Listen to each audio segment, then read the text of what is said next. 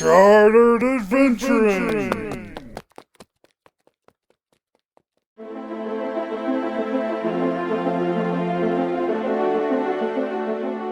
Welcome back to another episode of Chartered Adventuring, mateys, and a happy National Talk Like a Pirate Day to you. Yarr. Today we have another Elsewhere in Oz story, this time far out in undiscovered waters. For our special Talk Like a Pirate Day episode, I'd like to say yo-ho-ar and welcome ye adventurers to Captain Salt's Whale of a Prize. Today we have salty pirates, Ian Anderson, Tom Barrett, and Jamie Fox. Welcome everyone. Hey. Arr. Yarr. So we'll, as usual, start with an introduction and then have the players describe their characters. But first today, we are featuring the second map that you receive as a part of the $30 map set of Oz and surrounding countries from the continent of Amnestica. Be sure to visit shop.ozclub.org to get your own maps and follow along, and maybe sign up to be a member of the Oz Club yourself for $30. You can follow along with our adventures in real time and see where the players are on your own map. So, the Land of Oz, which is where most of our games have been taking place until now, lies in the exact center of the Nonestica continent, enclosed on all its four sides by the Deadly Desert, which is then surrounded itself by other magical and interesting countries all around it. As you get to the coastline of these countries, you enter the vast green waters of the Nonestic Ocean, itself teeming with hundreds of tiny and medium islands dotted across its many waters, most of them undiscovered by outsiders.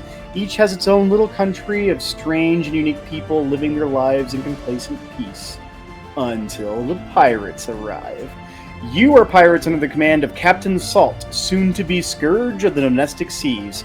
Your ship is a serviceable caravel named Driftwood, a 100-foot by 20-foot sailing vessel, although Captain Salt is always looking for an upgrade to commandeer.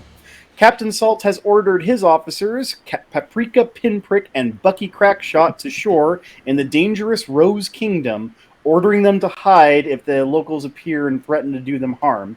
Avast ye lubbers! I want you to describe your characters. We're going to start with Jamie and then Ian. Go ahead. Paprika is a very feisty human. She has fiery red hair and a black tunic. She's usually pretty snarling at everyone, mostly because she's got to be top. You know, she serves her captain faithfully and cuts down anyone who wants to challenge that.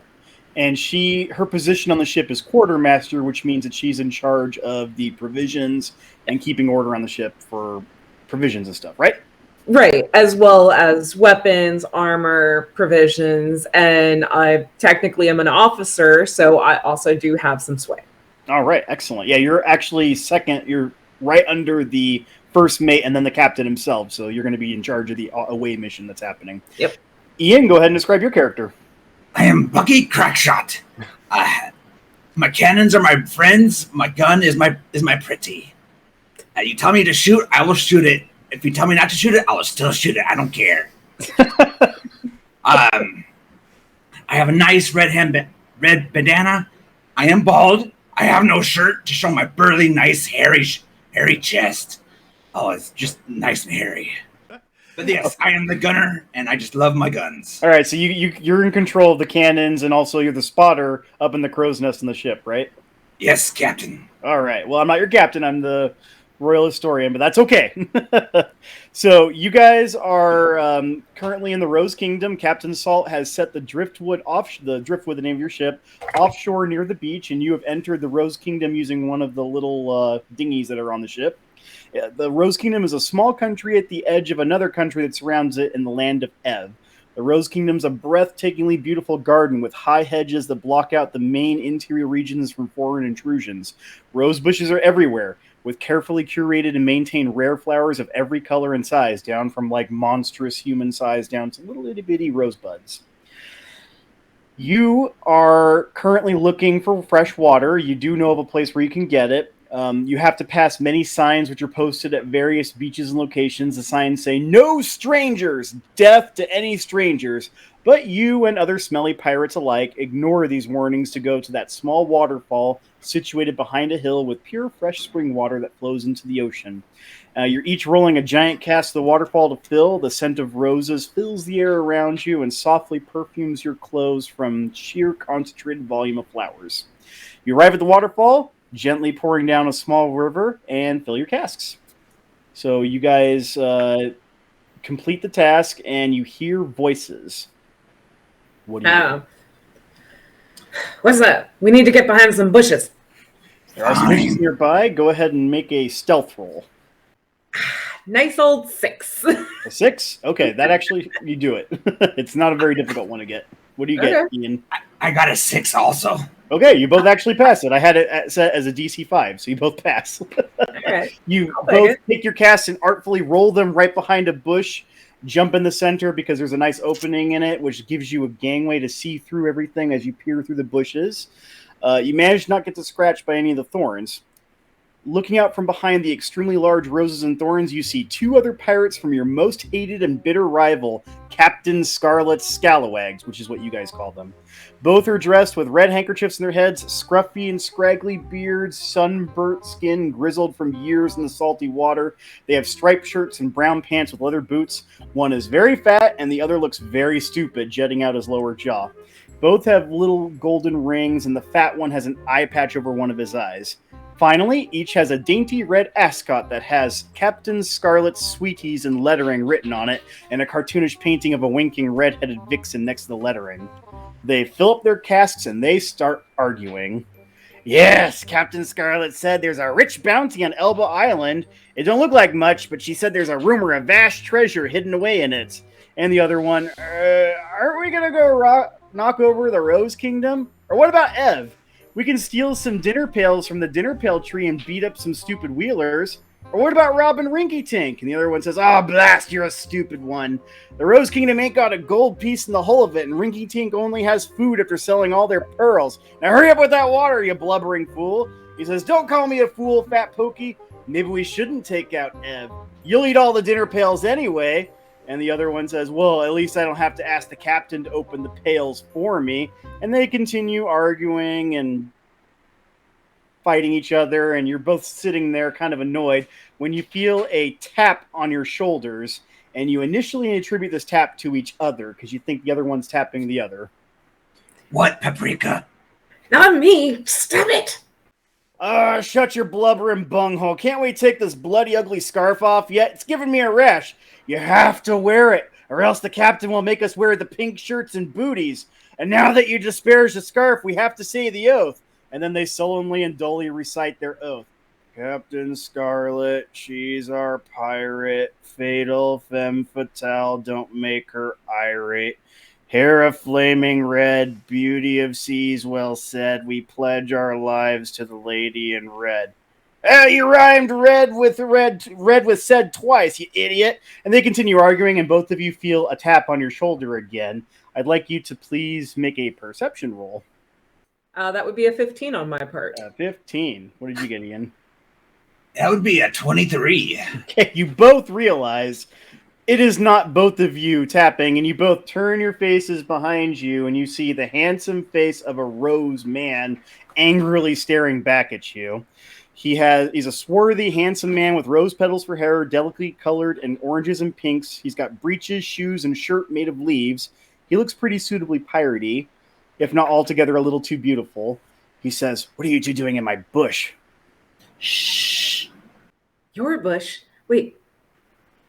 How are you here?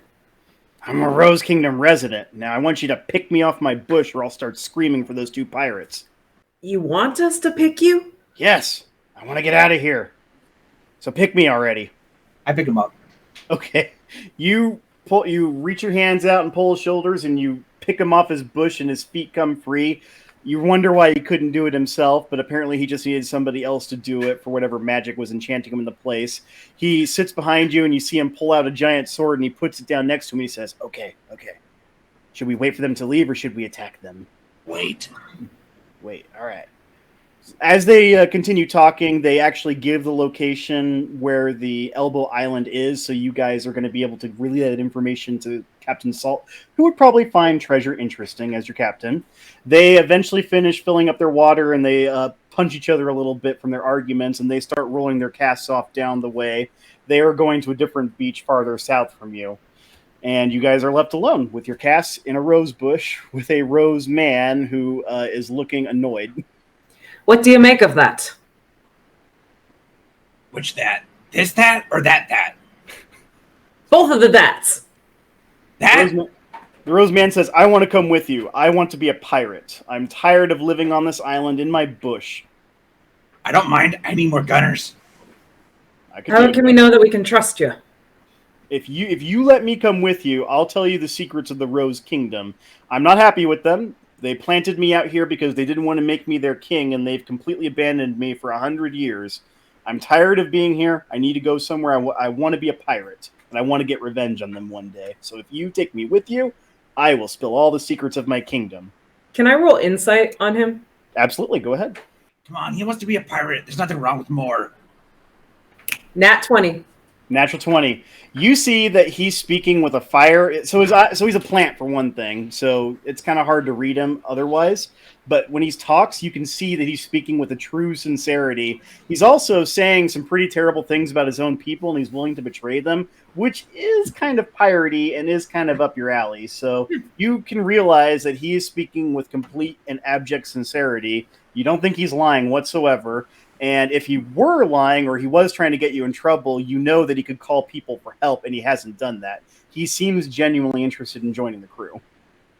All right. You're going to be useful. We'll take you. You won't regret it. Here, and he rushes up and he takes one of the casts from you, because apparently you're the one in charge, and he starts, he's like, where do you want me to roll it? Follow me back. All right, so he starts following you guys back, and we're going to see if anybody's going to notice. Okay, I got a 5, so no one's going to notice you. Historian, one thing, though.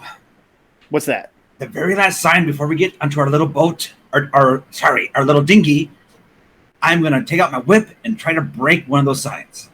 Okay, go ahead and make an attack roll against the sign. But that'll be the very last sign closest to our dinghy. Okay, so nothing happens on the way there. You guys look around.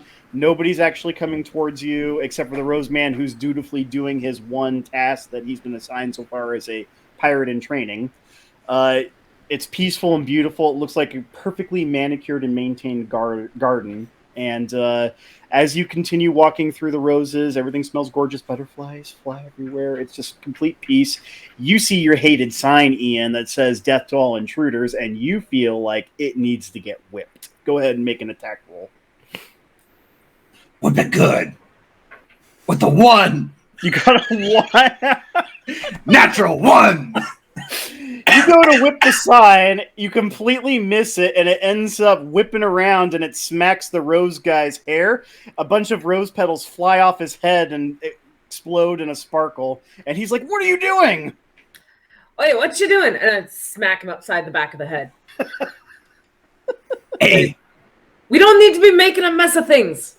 It's not a mess. It's a horrible sign. Yeah, and look what you got for it. All right, you continue going past it, and you make it back to your rowboat. You guys, he loads the casts on, both of them for you, and he takes a seat next to one of the oars as the flower person expects to be doing the rowing. I will happily let him. All right, excellent. I have no qualms with him taking more work. You take your spot at the back and relax and wait for them both to row you back out to sea. Ian, you're taking your Bucky Crackshot. You're taking your other spot on the other oar, right? I don't know about that now. Yes. Okay. Mm-hmm. You could try to make the Rose Man do it if you want, but he could do both, right? Maybe you were the one who did it all the way out here. Actually, I'll do that, and I'll take out my gun just in case. Okay, so you take the rose, you set the Rose Man down, and he looks annoyed briefly, but then he realizes, oh, I guess I do want to be a pirate, and you see him resign himself, and he starts rowing you both back. Bucky at the front of the bow, holding his pistol up in a James Bond way, waving it back and forth, and the quartermaster sitting on the back, pleased to have somebody else do the work as well. It takes a little longer than it did to get out there, but eventually you do make it back to the Driftwood.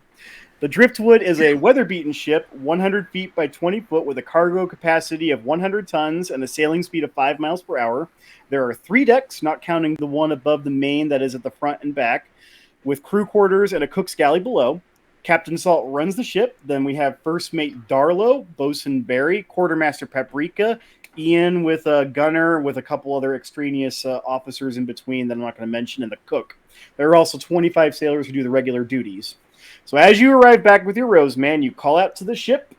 Hey, Captain! There you go. And pull up to the side of the rowboat and your cask of water. They lower the ropes down and you tie them on, and they drop a ladder down to you before you go up the rope ladder, and they begin to haul it up so that they're not hauling it up with both of you on it and making it more difficult.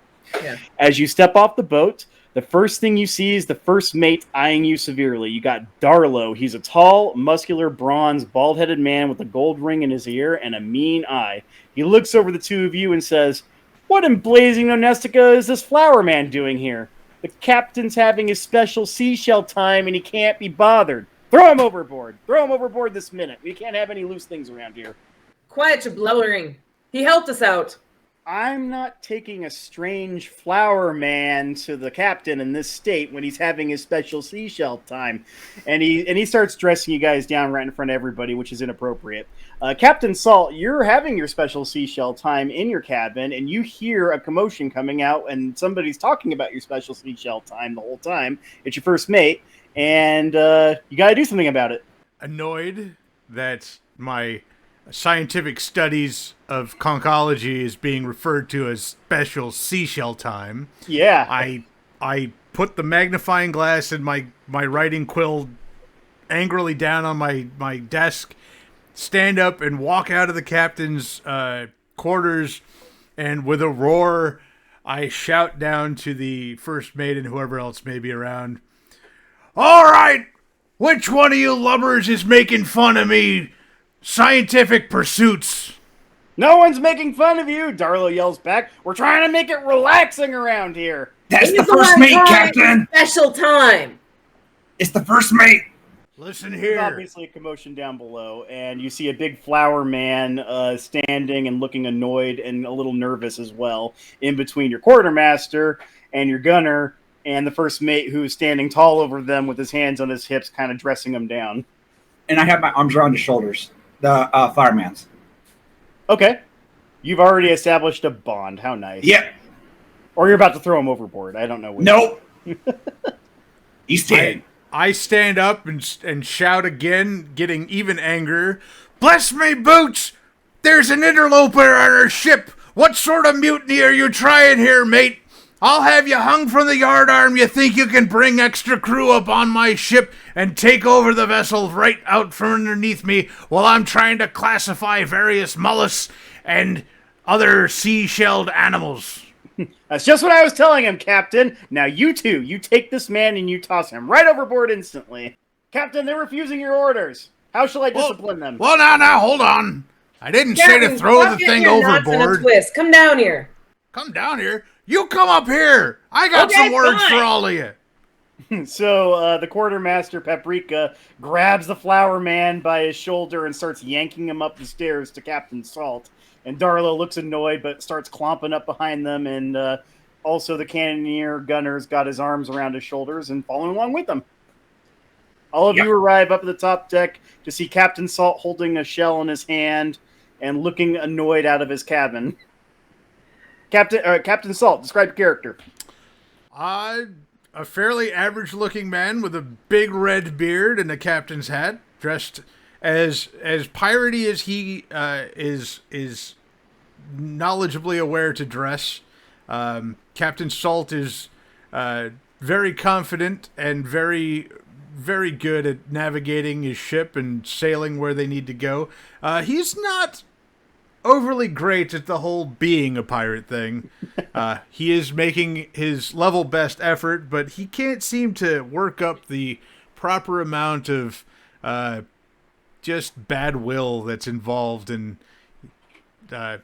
commandeering other people's goods and doing injury to them. as we'll be seeing shortly. He's also quite tall as well, too. Like, I think he's like 6'5" or 6'6" or something. So he kind of towers over everybody as well, too. So they bring up the Flower Man to you. The first mate is standing there quietly because now the captain's involved and he's not going to overrule the captain. And the quartermaster and the gunner are standing side by side ready to defend the Flower Man. All right, Paprika, Bucky, I sent you out on a mission, and you come back with another mouth to feed. Please tell me you brought back the water and supplies as well. Of course, Captain. But he's got information for us, and he's ready to help us overtake anything else. Oh. And our worst enemy is here, too. Yeah, Scarlet's showing her ugly trope face. What? Scarlet? Oh, that wench, that horrible, horrible wench. We have to go and well, I don't know what we have to do. She hasn't seen us yet, has she? No. Oh. So the Flower Man kneels down and he says, I wish to join your pirate crew. Let him.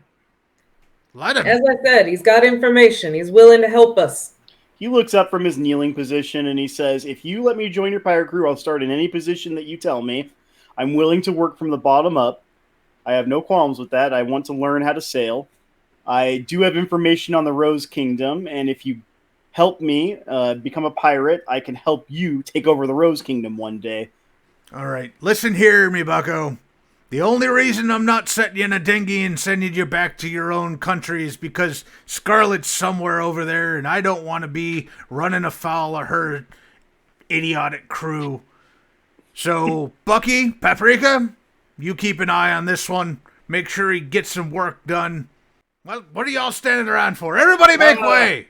The first mate interjects, No, just a minute. We have a code we have to follow, and we're not allowing another member on this crew until he makes the swear. Until he swears an oath to Captain Salt and the crew. Quartermaster, you know the procedure is. You implement it immediately and make him do the swear. He is right. We do have a code. Of course we do. All right. What's your name anyway? The Flower Man stands up and he says, I don't have a name. I'm pleased to go with whatever name the captain would give me. Rosie! Rosie? That sounds like some kind of lubber that would be crewing on Scarlet's ship. Some red little sash-wearing ponce. He's a rose. No. We gotta give him a tough pirate name, like Thorny or Bud. You know what, Bud? We'll call him Bud. That's nice and easy to say. Bud Thornson. He nods his head. He says, I'm happy to accept this name. That would be a wonderful pirate name for me. Bud, and it's very Bud it is, then. All right. Bud. Repeat after me. He raises his little delicate rose hand. I, Bud. I, Bud. Do solemnly swear to accept all orders given by my captain. Do solemnly swear to accept all orders by my captain. And henceforth renounce all citizenry to any other country. And henceforth renounce all citizenry to any other country. I am hereby a pirate of the sea. I am hereby a pirate of the sea. Should I ever betray my captain, they will hang me to dry on a desert island to never be found. That's not actually part of the oath. That's just a warning. He says all that, and he looks really nervous when he repeats it out. He also says, you could also just toss me in the salt water. I wouldn't survive at all because I need regular water to drink and eat. Yeah, but you'd be able to swim. Well, we'll figure out what to do with you when you're getting punished when you need to get punished. For now, get off my quarterdeck. I got some sailing to do. Everybody, make ready the sails. Bring up the anchor. Let's go. He says, just a moment, Captain. Captain Scarlet talked about some place called Elbow Island that had a big secret treasure on it. I thought you'd want to know. And then he hastily leaves your deck and grabs a mop and bucket and starts swabbing the deck. As I said, he's got information. Island? Why didn't you start with that instead of telling me something about this guy coming from... just tell me he's got information about a secret island and Scarlet wants it. That's all we really need. I'm going to be in my quarters. I turn heel and walk back and slam the door. That captain was not listening at all. We told him that we had a secret, but no. He's off having his special time. I leave him alone. Darlo says, yes, his secret seashell time. A special seashell time, yes. But don't let him hear you saying that. Apparently he hates it. Captain, he's doing it again. You get down to the lower decks right now, mister. I'm going to go down to get my cannons, start cleaning up the cannons, and getting them ready to fire just in case. Because I know the enemy is nearby. Absolutely. Captain Scarlet is nearby. And you're also kind of racing her to see if you can get there first. But she does have a head start because you guys wasted a lot of time talking about the Flower Man. That's okay, though.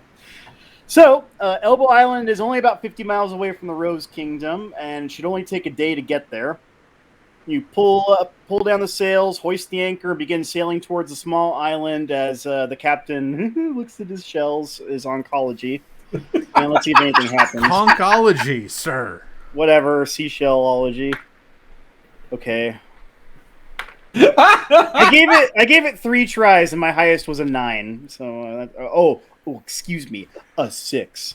So, you encounter peaceful waves on the green sea, seagulls, which diminish as you sail farther out to the sea and go southwest.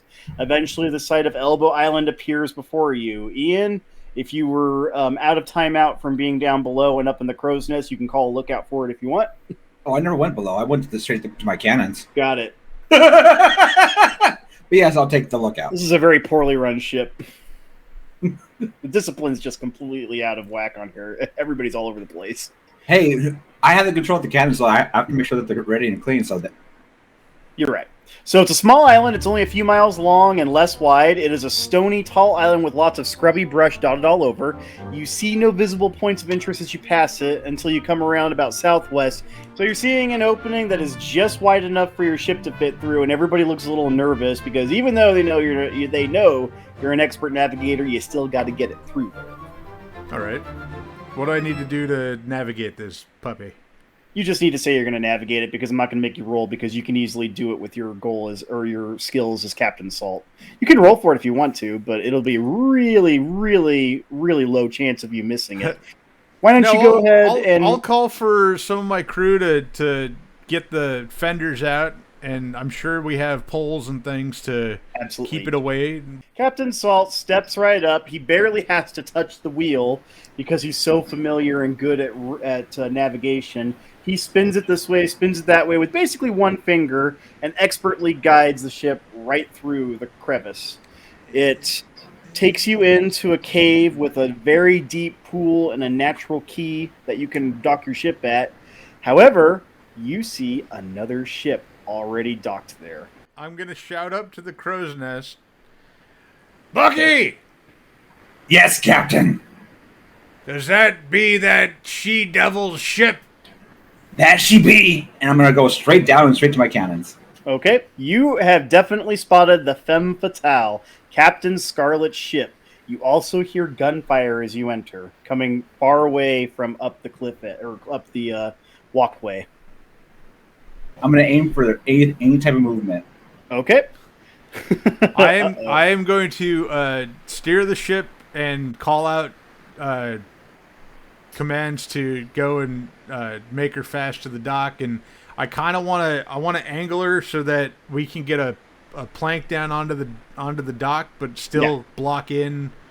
You can Scarlet's easily ship. do that. You can put your gangway down. You just angle it right behind the ship and angle it in. It's easy to do. You can block her in and have the gangway down. That's exactly what I want to do, and I want to be able to just kind of make sure that the broadside's angled towards the ship in case we need to disable her and run. She is facing in a perpendicular way to you, but you'll still be able to get at least one cannon. All I need is my broadside facing her ship, and Yep, we'll be you've able got to it. fire. So As you angle everything up and start moving it, a creature comes flying out of a cave high up and gunshots sailing underneath it.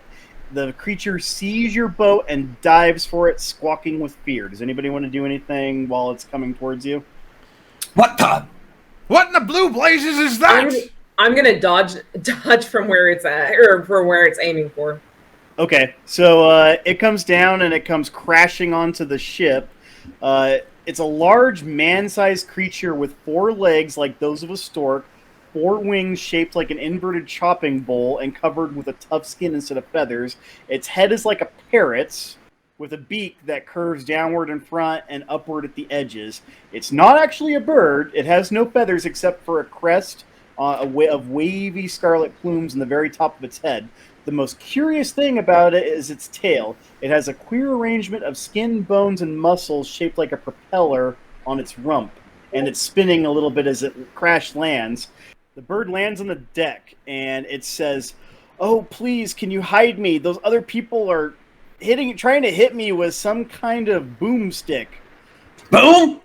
Fire! So you fire it at what? The hole What where are you the thing shooting? came from.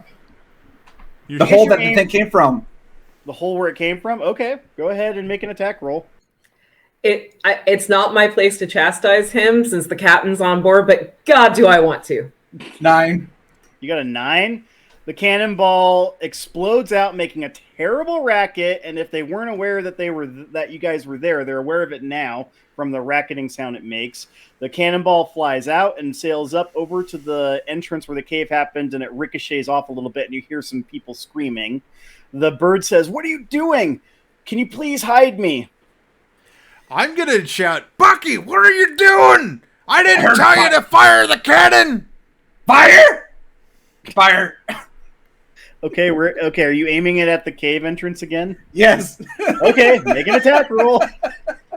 Bucky! 17. Okay, this time it hits the cave entrance and a ton of rubble comes flying down over it, and it's now half obscured. But you hear more screaming, and you start seeing some people go, "What is going on? What is happening?" And Listen here, you empty-headed gunner! Get away from that cannon! The bird looks frightened, and it says, "I'd be flying out of here if I could, but I'm too tired. You won't attack me like the other ones did, will you?" You wait a minute, you miscreant mutant! Stay right where you are! You're on my ship! You're gonna do what I tell you to! Now, Bucky, back away from the cannon! I can't. The enemy's over there. Back away from the cannon, or I'll have you stand on the plank and think about what you done. But where did they come out to attack? You're getting attack me us? angry enough that I might actually make you walk off of it this time. So as you guys are arguing, you hear a feminine voice.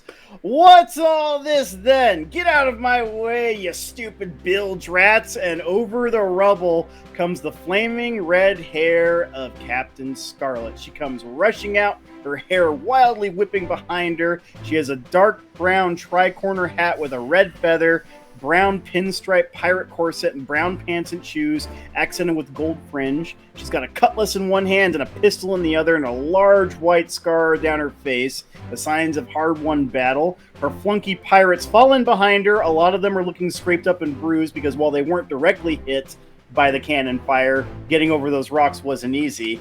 And she says, "Where's the flying creature? Where did it go?" "Oh, well, if it isn't Captain Salt." She obviously spots you from above. "What, is there a missing cat on this island you intend to save, Salt?"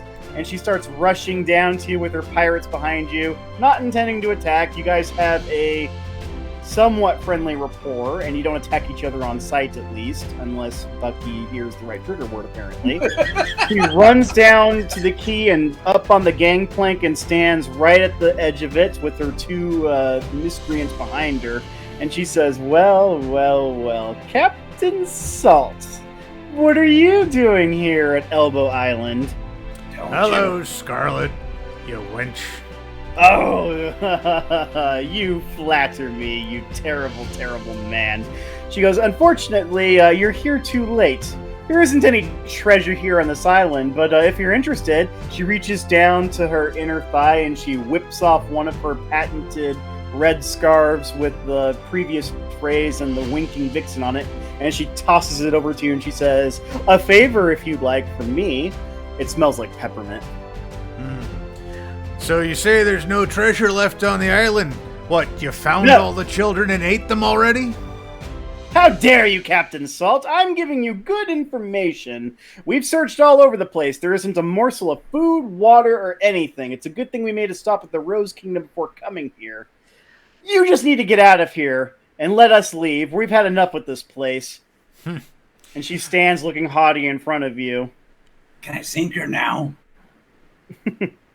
Sorry. You can't. She says, I heard that, Bucky Crackshot. Of course you did. Can I sink her? No, not yet. I mean, she's I don't just know why about you're on my here, ship. I don't know why you're here, but I know you must have heard the information my idiots were talking about before. And she continues berating you and discussing and just laying you guys over the coals. She won't shut up. Her mouth is flapping. She's standing right in front of the pirate gangplank entrance, which is right over the deep water. And you see off in the corner, off to the right, near the cave, you see a disturbance in the water happening.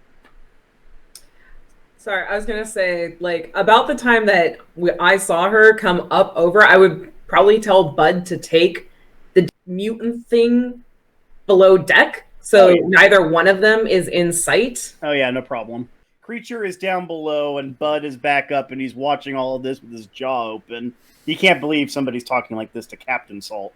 I'm going to come up, I'm going to kind of come up to her side, because I'm guessing she's facing Salt. She is. Yeah, just be like, have a good swim, trollop, and shove her right off the edge. Make an attack roll, please. That would be a 17.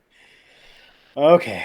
So she's standing there and her fingers wagging in front of her. She is telling all of you what a sorry bunch of pirates you are, how ridiculous you all look, how you got here late, how you didn't have the good intel. Mid-curse, here comes Paprika. She's siding up, silently coming up, and right as she raises her finger for another attack again, verbally, you push out your hands and shove her on the shoulder. She goes ass over tea kettle over the gangway and splashes straight into the water, and the disturbance in the water starts swimming over to her. Paprika, what are you doing? Everyone looks stunned. The people that were right behind, the pirates that were right behind her, are looking horrified because they know that her temper's legendary. Nobody really knows quite what to do, and she pops back up out of the water. I'll get you for this, Paprika! Control your blasted crew, Captain!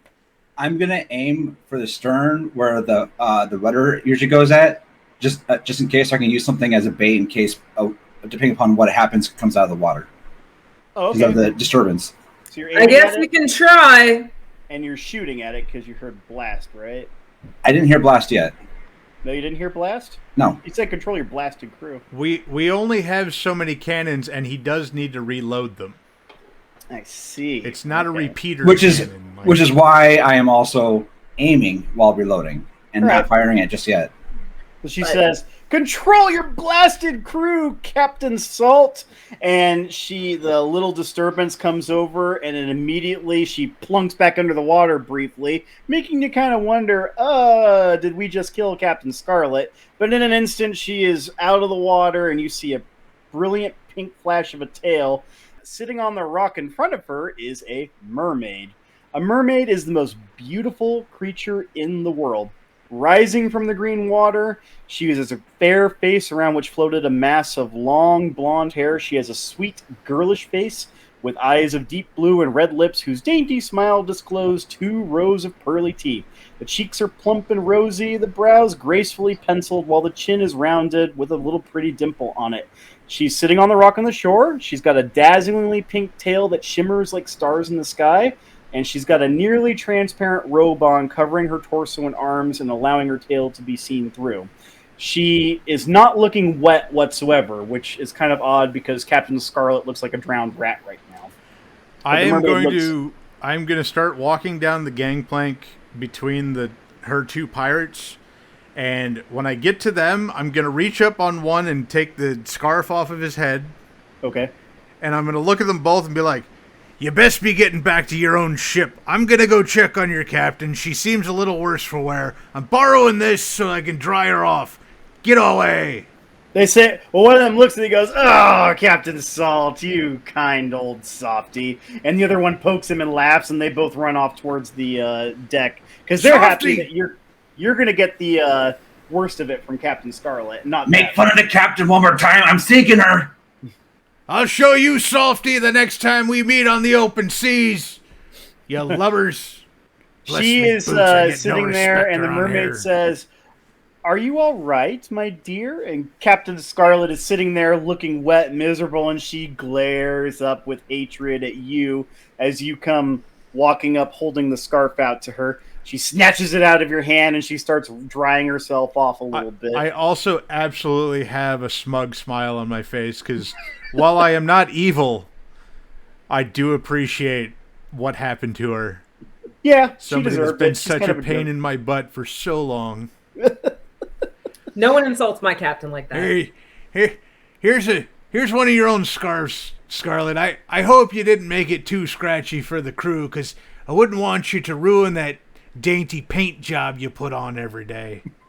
She is rubbing her face in it, and she goes, "Well, at least it smells nice." And she rubs it, and when she pulls it back, her little picture of herself that's on there is all blurred and smeared up, and she goes, "It's ruined." "Ah, whatever. What is this?" She goes, "Who is this?" And she points at the mermaid, who's smiling serenely at both of you. By the way, Scarlet, 2 of your crewmates were too lazy to say their saying. They weren't holding up their oath to you, just so you know. Captain Scarlet looks over and she stamps her foot and she says, "Be quiet! I'm tired of you, and I'm tired of all of Captain Salt's crew." And she looks really annoyed, and she turns towards the mermaid and she says, "What are you doing here?" The mermaid serenely looks at both of you and she says, "As you've gathered, there isn't anything of real value on this island, but if you would be willing to do a task for me, I could reward you with some treasure." Treasure, you say? Captain Scarlet immediately looks like she's just flipped a coin and her personality alters, and she goes, "Treasure, yes."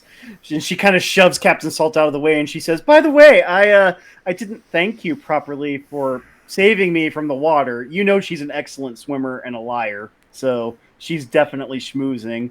And the mermaid says, of course, don't worry about it, my dear, my dear. I need you to go find a whale that is somewhere southwest of here. It's taken one of my items quite by accident. I don't think it intended to do any malice to me, but I'm trapped here on this island until I can get that ring back. If you guys could go find it and get it, I'd be happy to reward you." Captain Scarlet looks and she says, "A ring? What are you going to give me?" And she says, "Well, perhaps you'd like to have the island as a reward?" And Scarlet goes, "The island? I don't think so. There isn't anything of value on this island." Scarlet, don't you have to go powder your nose or reapply the eel slime or something like that? She says, "You were supposed to keep that secret." And she looks around at both of you and she says, "I'm going back to my ship. If you have any better offer to make, then let me know." And she starts marching back to her ship.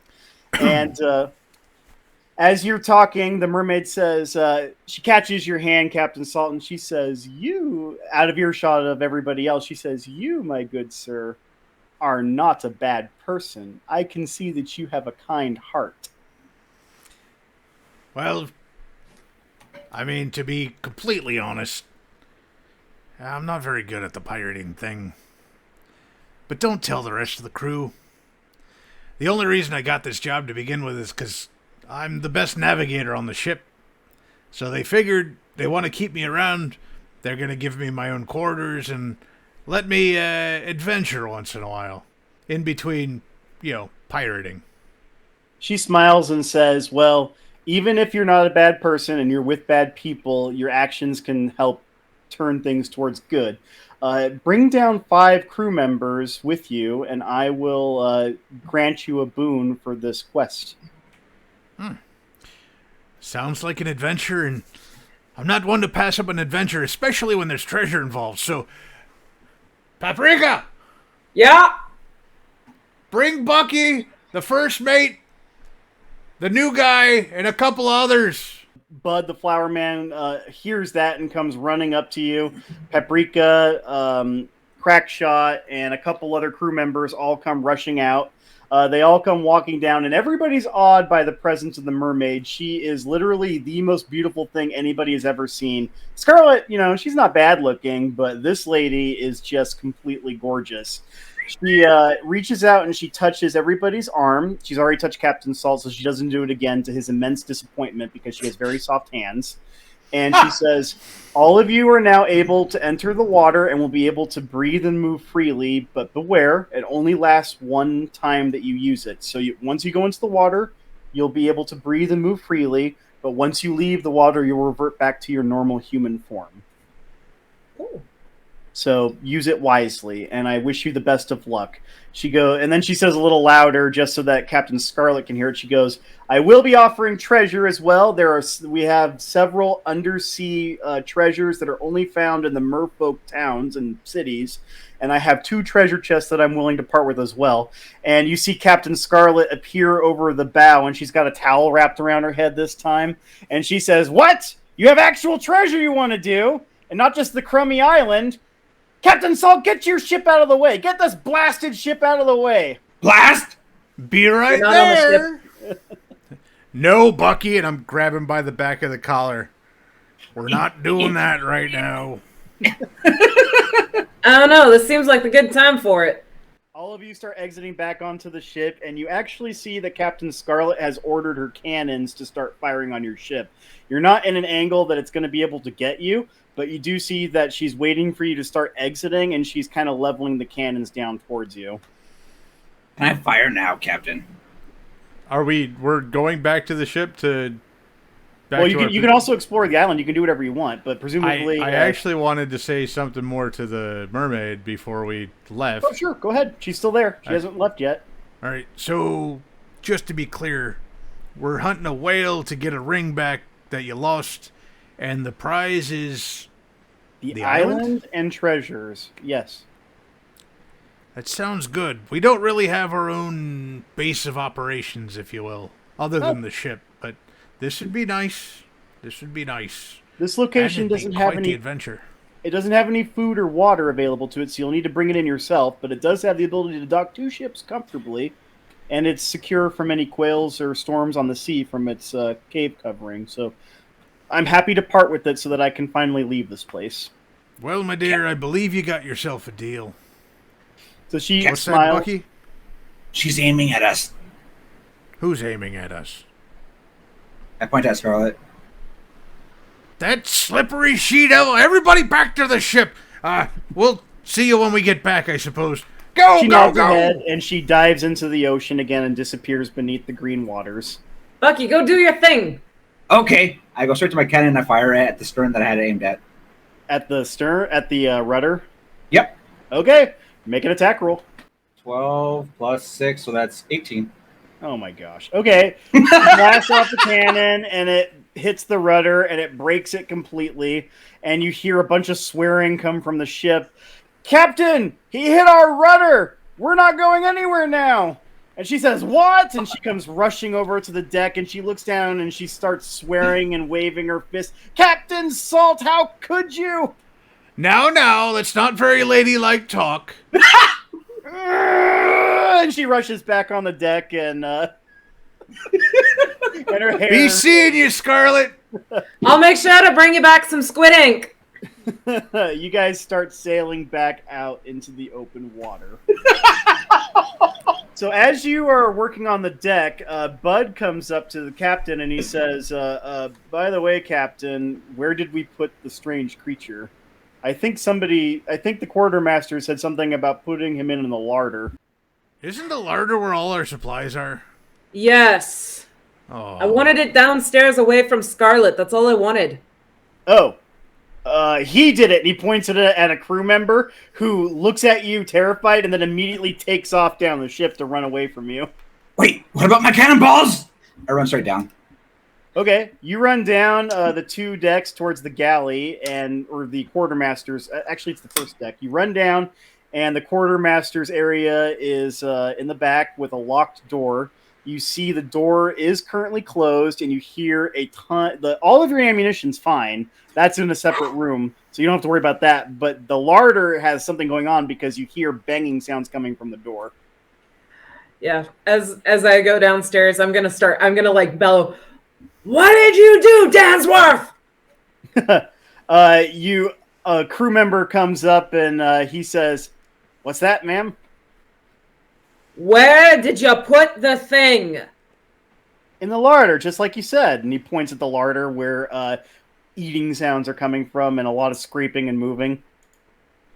I said no such thing. And I go over and I start like I'm gonna try and open the door. Okay, so you start pounding on the door and you realize that it's open, but something's currently blocking it, and that's what's keeping it from being opened up. There's something heavy, like a grain silo or something is in front of it. Oi! Get the door. What's a door? The thing you got in front of the thing. I need to get in. You hear some shuffling and movement, and you see. Oh, you mean this large object with all these delicious victuals that you set in here for me? You want me to move it? Yes. Oh, okay. And then you hear some scraping. The door doesn't actually open, but it is slightly ajar, and you can hear scraping, and it looks, as you pound on it, it starts opening up in front of you. Oi! Who said for you to eat all it? You currently have the propeller in your face, which is sticking out of his rear end, and it's spinning a little bit, but not too fast because he's not actually flying right now. He's currently got a giant mess in your perfect, pristine larder, and he's got his entire face in a bunch of food in an actual barrel, and he's eating away happily at it. As you start yelling at him, he perks his head up. He's got his little plume of feathers in front of him, and he angles it at you, and he says, "Well, no one told me to eat it, but you put me in here. Obviously, you gave me food to eat because I was a starving, sleepy, hungry creature, right?" No, we put you in here because you were food too. What? It looks remarkably offended. It looks at you and it says, "Orcs aren't food." What the heck is an orc? "I'm an orc," it says, reaching out one of its arms and pointing at itself. "We are masters of flying. We come from Orkland, far to the east on the other side of whatever continent this is." I really don't care. "I see. Well, I was in here, I was locked in here, and I started eating because I thought you put the food in here for me." You can go answer to the captain now. Answer to the captain? And then I'm going to call Dansworth. Since you dealt with this, you bring him back up and take him to the captain. Dansworth comes rushing out and he says, "Yes, quartermaster." And he looks at the orc and he looks a little scared because the orc is actually pretty large. He's at least as tall as all of you. And he says, "Follow me." And the orc just kind of looks at you, and you've been pretty short with him, and he sticks his head up. As he sticks his head up, his feathers on top of his head end up in your face a little bit, and you kind of go poof, poof, poof, poof, poof, and you have to puff it out of his face. And he marches out of the room in a haughty manner with Dansworth up to the top of the deck. As he passes by, I'm gonna pat him on the shoulder and say, "Don't worry, you'll get used to that." He turns and looks at you, and he says, "What are you talking about?" That attitude. Oh, I see. He recognizes that you're talking about the attitude, and he nods his head, and he continues following Dansworth up on the deck. And while they're doing that, I'm gonna bark at like two of the other sailors to help me put this all back together and try and catalog what's left. So it's a complete disaster for starters. Yeah, it's gonna take a while, and I know that. Yeah, you scream back for a couple sailors, and their heads kind of appear over the doorway as they look in. They look completely terrified at what your reaction's going to be, and you tell them to snap to, and they come rushing in, and they start immediately writing things and making everything corrected. And I mean, I'm doing it too. It's not like I'm just expecting them to do all the work. It's just more like, I'm not doing this all on my own. Oh, absolutely not. It's a big mess to clean up. One thing you do notice is that your lemon squeeze, which is something that pirates keep on decks to keep scurvy from happening, it's been open, but it hasn't been drank. A ton of the spring water's gone, though. He drank a lot of that. And you just filled that up. So you're mildly annoyed about that. Back up on the deck, the Dansworth, one of the lower crew members, come walking up with the creature. And he says, Captain Salt, the creature is here to explain himself." And then he immediately disappears back down deck before you can get into him for anything. What are you... Oh, right. you. I'd forgotten that you were here. So, what did that witch woman want with ye? Oh, that red-headed woman with the she has hair like mine, just like my feathers. She was trying to shoot me, saying that I would make a fine turkey dinner. Don't look like much of a turkey I ever seen. No, indeed, I am an orc. I come from Orc? Orkland. I have flown for several days to get to this point. I was exhausted and found that island with its snug cave, and I had just fallen asleep for the first time in several days when that woman and her crew came with their boomsticks and started firing at me. I barely made it out. Well, now you're here, and I don't know which way Orkland is, but I don't think we're heading in that direction. He looks at you and he says, "That's all right. I am the only explorer of Orkland. It's a wonderful place. We have everything we want. We're masters of the air. We can fly for days at a time without tiring. But I do need to rest, of course. But I'm pleased to travel with you. I appear to have made an error. When I was brought aboard your ship, I was taken below and stored in the larder. And I thought that the food down there was given to me as a welcoming present, and I ate a large sum of it, and I do apologize." I bet Paprika was very put out about that, weren't she? Is Paprika the woman who came down to speak to me? Yeah, that'd be her. He just kind of, he puts his head closer to yours, and he just nods it slowly a little bit. He goes, "She was quite upset."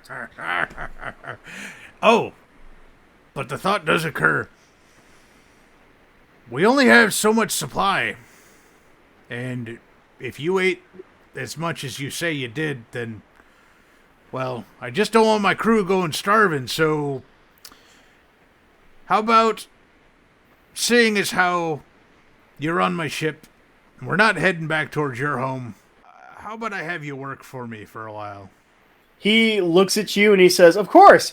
In fact, I'd be happy to show you something I can do." And he takes his head and he puts it under your legs, right in front of you, and then pulls up. He's very strong. You slide down the back, facing the wrong way on him, and he says, "Hold on, Captain," and he takes off.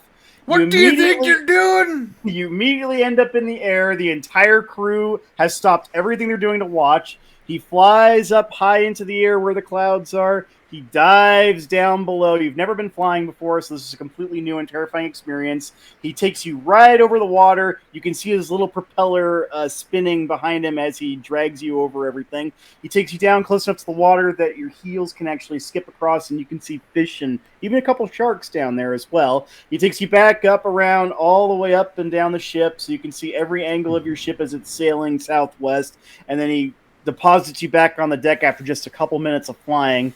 He looks pretty winded and exhausted, but he says, "I'm happy to work for you, sir. I think it would be a great deal of fun. I will eventually have to return to Orkland, but I'm willing to speak to you strange creatures and live with you for a while, and I'm happy to make amends for all the food I've eaten, but I need to rest." Great.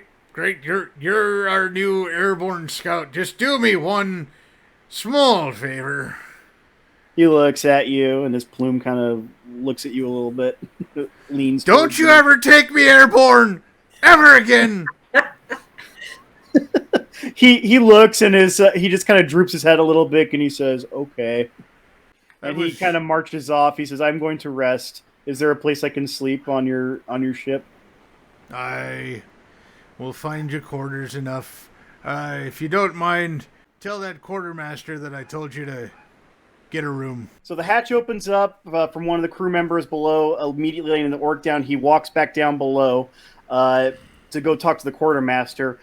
Meanwhile, all the crew is immediately coming up to Captain Salt, who's a little weak in the knees from his horrible trip, and they're all asking if they can go for a ride on the bird.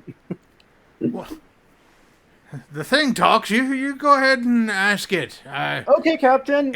It's part of our crew temporarily, so you'll give it the due respect.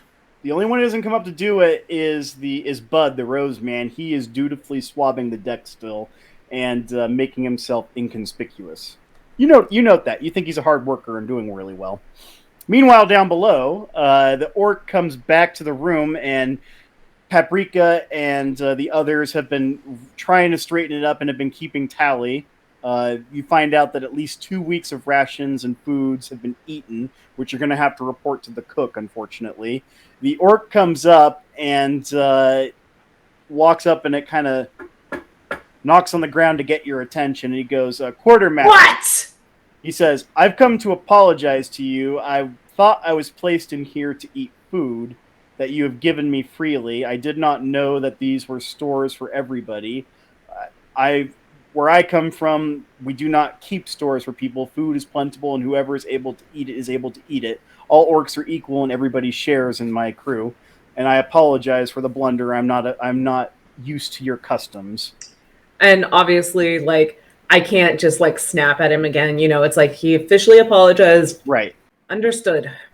You got to understand here, we're out on the sea. We don't have access to things like fresh water and food. We need to be careful. We all share the same food, but we have to be careful with it. So the orc actually brightens up a little bit and says, I understand, but I'm on the crew now, so I can help gather more food too, and I can fly and assist people. So if you ever want a flight, you let me know. And in the meantime, Captain Salt has said that I'm to have a room. Do you have a place where I could rest, please? Yeah, I have a place for you, though might be a little tight for someone your size. He says, I don't care. Orcs sleep compact. And he shows how he can fold his arms up and his head under one of his wings at an angle. That'll do. So you take him over to one of the open rooms, which you forcibly eject 2 of the crew members and tell them to go sleep somewhere else. You don't care where. And the orc immediately walks in the door and curls up and starts sleeping immediately. He was dead, tired, and exhausted. He's eaten a huge on the amount floor, of food. not in the hammocks. Right, on the floor. But you don't want to have a body swinging and smacking him while he's sleeping either. He needs to sleep. And now you have to tell the cook, that we're now down 2 weeks rations, unfortunately, in foods. Paprika. I have an idea for him. He can be our spotter. I mean, that's up to the captain. It seems like a good idea, but I'm not giving him orders. I'm gonna go straight up. You hear snoring, and the ship is shaking a little bit from the orcs snoring and sleeping so peacefully. But it's not too different from the gentle shaking of the ship. The gunner goes back up on the deck, and I think you have to go talk to the cook and explain reduced rations now. So you go back to the galley, and you find the cook busily working, and he's making something up for lunch. And the door opens up, and you walk in, and he says, what was all that noise out there? That was us needing to stretch our rations a little bit further. He says, what? What happened to them? You'll meet it soon enough, but I don't want to get into all the details. To put it very simply, we are down more rations than we should be. Significantly down. He says, how much are we down? And I get out my list and I'm like, well, at least 10 pounds of apples, 40 pounds of wheat. Let's see, the barley is pretty low. Essentially, it comes out to, if my math is right, about 2 weeks.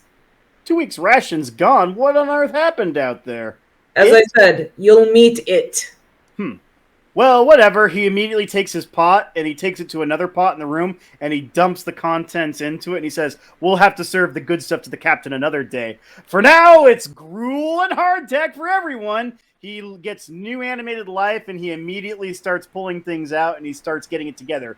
You're not worried about this, though, because even though he looks like he's extremely happy to do a cruel deed, dinner's probably going to be amazing anyway.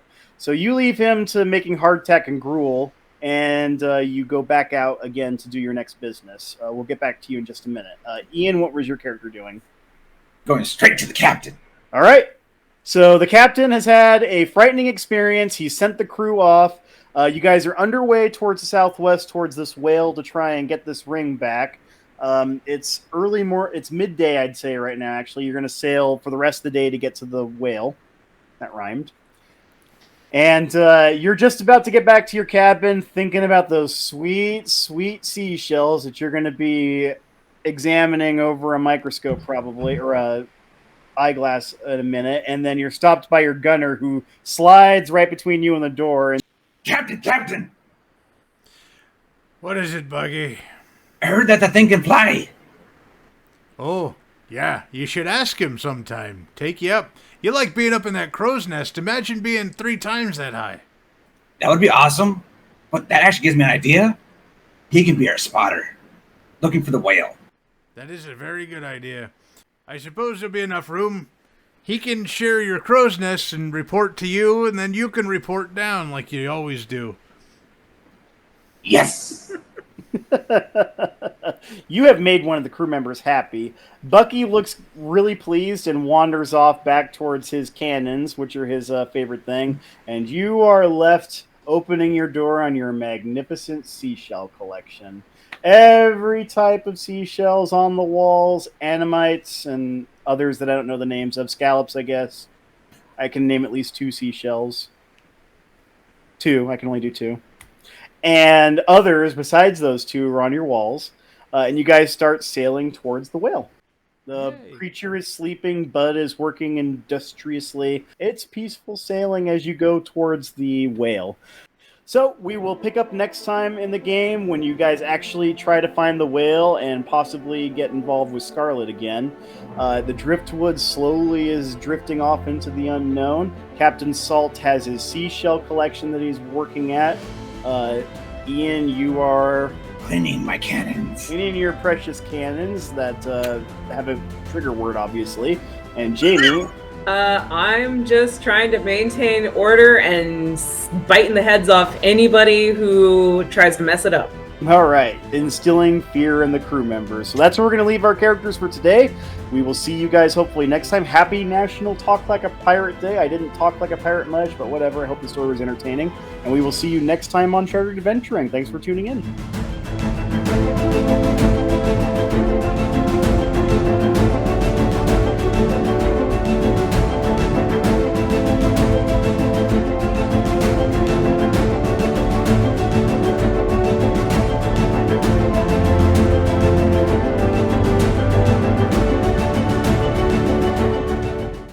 Gruel and hardtack for everyone.